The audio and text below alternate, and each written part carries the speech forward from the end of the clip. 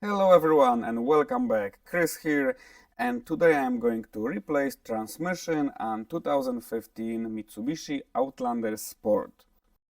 It is the same process on the years from 2015 up to 2024. I think the 2025 is the same, but this is just not confirmed yet.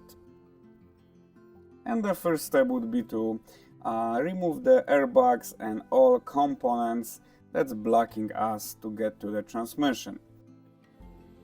So this is not a small job, and if you guys doing this first time, just follow the bolts that you are removing, just put them in specific way or just mark them, put the numbers, so that way you know how to put this together. I usually put some numbers like a piece of tape or something, or different colors or something that you are going to remember when you're going to assembling it. And after removing the airbags and everything around airbags, I got access to the transmission. I am going to remove the transmission cable.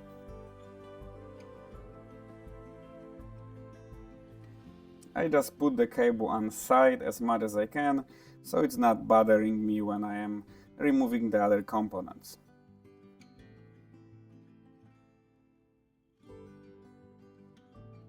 Now I am going to lift the car, remove both front wheels and loosen up the CV axles. I need to remove CV axles completely out of the car, and to do this I need to remove two bolts for the strut assembly and the nut for the tie rod end. And before I pull the CV axle out of the transmission, I have to drain the transmission fluid, because if I don't do that, that's gonna be a lot of mess, of course. There is a bolt to drain the transmission fluid right here. So I'm going to do that now, and also I need to drain the transfer case fluid. I'm gonna show you guys the way to not remove the transfer case, but we have to drain the fluid.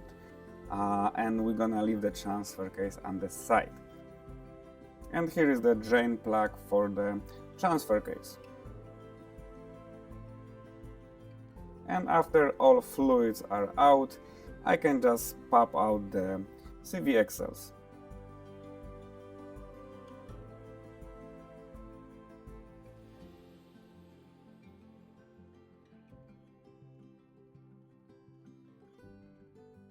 So once this is out, I am going to remove the little liner on the driver's side, just to have a view of the transmission. I am going to disassemble some connectors on that side, so I need this out. There is a transmission mount right here that we are going to remove later on, but for now I am going to remove the cross member that is on the front, on the bottom right here. This cross member is attached to the transmission mount also right there, so I need to remove it completely so it's not in my way. So now we have a better view from the bottom, and we need to disconnect those lines right here. That's the lines are going to the oil cooler. And again, when you are going to disconnect them, put some numbers and mark them somehow, because you will not remember how to put this back together. So this is the best idea. Also look for washers, for the copper washers when you're removing the bolts. And before I remove those lines, I will need to drain the coolant, so I am gonna do it now.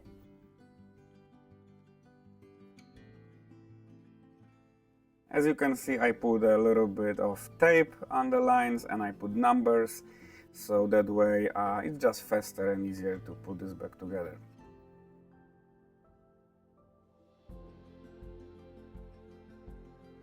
Now I am going to remove couple connectors. There is a view of the driver's side, that's why I removed the liner.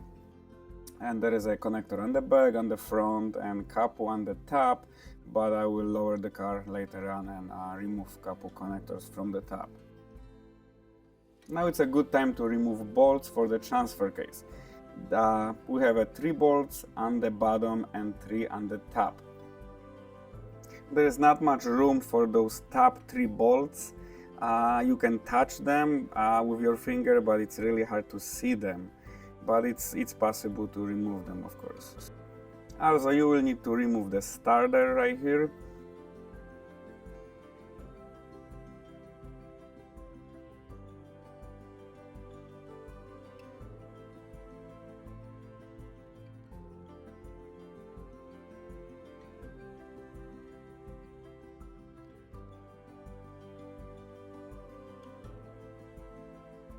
And once you have all bolts out for the transfer case, you can just put a screwdriver and just push the transfer case away from the transmission. You don't have to disconnect the drive shaft or anything like that. Just push it away like that and leave it right there. And now when transfer case is on site, we got a little bit better view for the transmission mount, the back transmission mount. And now I also started to remove some transmission bolts, but don't remove all of them just yet. We need to support the engine from the top, and then we need, of course, the some kind of support from the bottom. And also, before I separate the transmission completely, I need to remove bolts that holding flywheel to the torque converter. There is a special window from the bottom that you got access to it, and of course you have to rotate the engine and then stop whenever you see the bolt and just remove the bolts. And now from the top I am going to support the engine, and then the only thing that's going to be left is the transmission mount right here, and I need to support the transmission from the bottom. And like so, the transmission is on the ground. And we got a new transmission. I purchased one from the junkyard. It is from 2019 model with low mileage. The current car had 110,000 miles when the transmission failed, and this one got only 35,000 miles. I locate those two transmissions side to side so I can compare if I'm not missing anything, any sensors or anything like that, and then I continue my work with installation.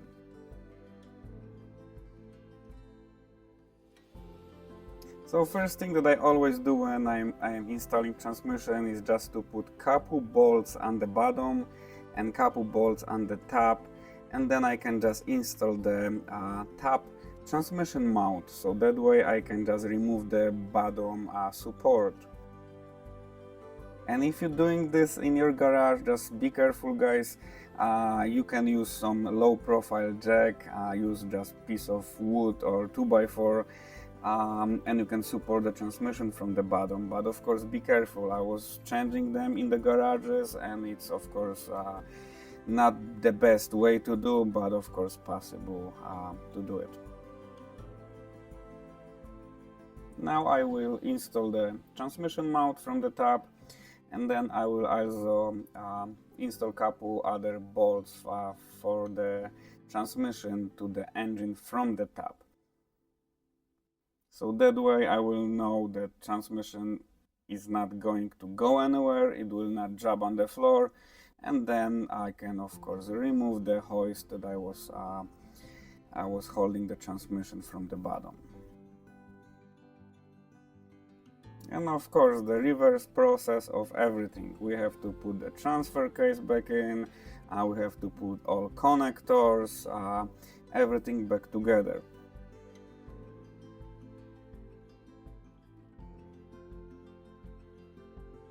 And super important, don't forget to put the bolts to the torque converter, flywheel to the torque converter. That's very, very important.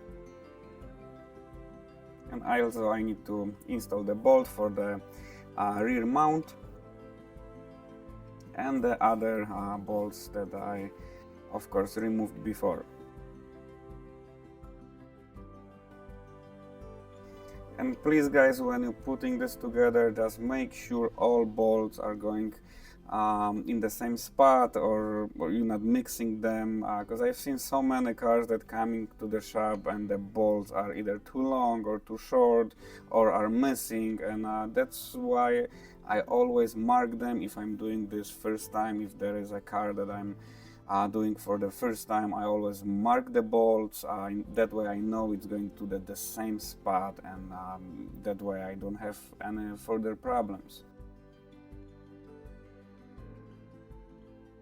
And now it's a time for a bottom cross member and the mount. And of course I need to triple check my connectors if they are connected.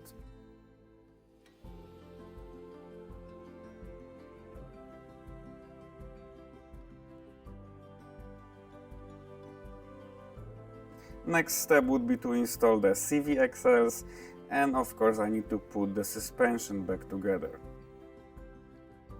Please make sure guys that you're working slow and you're not forgetting anything, because missing bolts would be a disaster. So and of course remember about the CV axle nut, that this needs to be torqued to the manufacturer's specifications. And once I got suspension back together, I can install both front wheels and I will lower the car. Now I can finally remove the engine support from the top, and then I have to install everything right here. Of course, the airbags, I'm going to make sure that all connectors to the transmissions are connected, transmission cable, all bolts, of course, transmission to the engine, and so on. So everything that is left from the top I am going to work on right now.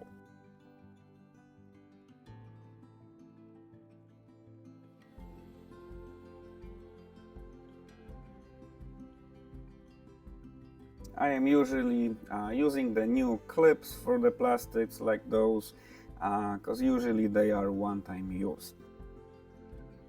And my next step is pretty important. I am going to install the module for the transmission. The transmission that I purchased from the junkyard came with the module, and it's really important to replace this module. It's located under the steering wheel. It's actually more by the floor, so it's right there, and it's pretty important to replace that when you are replacing transmission, especially when the transmission is from different year. The good thing is you just click the connector to it, it just plug and play situation. So you just put the module and you are ready to go. You don't have to program, you don't have to use a scanner, you don't have to do anything. If you have transmission from exactly the same year, it might work, but I always like to change the module if I have one. And the last thing would be to install the fluids. This is the fill plug for the transfer case, and now of course I need to fill the coolant and the transmission fluid. As for transmission fluid, I always like to use the OEM stuff. I am not huge fan of anything else than the OEM fluids. Of course, for the manual transmissions this is different story, but for automatic I like to keep the OEM fluids. I will have to warm the car up, put on gear, on reverse, on neutral, drive, then double check the fluid, then I will take the car for a little drive and then check the fluid again and again. Please double check the fluid when the car is warm and after couple drives.